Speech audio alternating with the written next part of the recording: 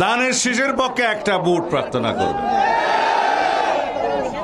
করবেন? দুই হাত তুলে ইনশাআল্লাহ। এই দেশ, এই দেশের মাটি, এই দেশের মানুষ আমার প্রাণের মধ্যে।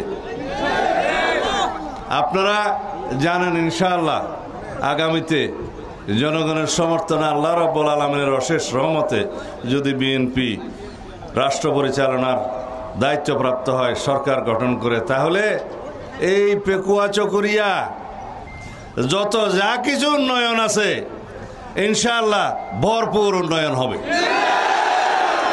আমি তার আগে আমার একটা অনুরোধ, আপনারা সবাইকে আমাদের পক্ষ থেকে, দানের শীষের পক্ষ থেকে, দেশনেত্রী বেগম খালেদা জিয়ার পক্ষ থেকে, আমাদের নেতা জনাব তারেক রহমানের পক্ষ থেকে একটি সালাম পৌঁছে দিবেন ঘরে ঘরে।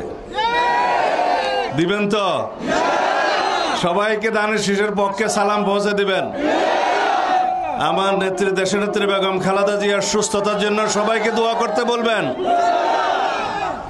আমাদের নেতা জনাব তারেক রহমানের পক্ষ থেকে সবাইকে সালাম পৌঁছে দিবেন। 2 নম্বর, আমাদের জন্য সবাইকে দোয়া করতে বলবেন। আমরা সবার দোয়া প্রার্থনা করছি। 3 নম্বর, দানের শীষের পক্ষে একটা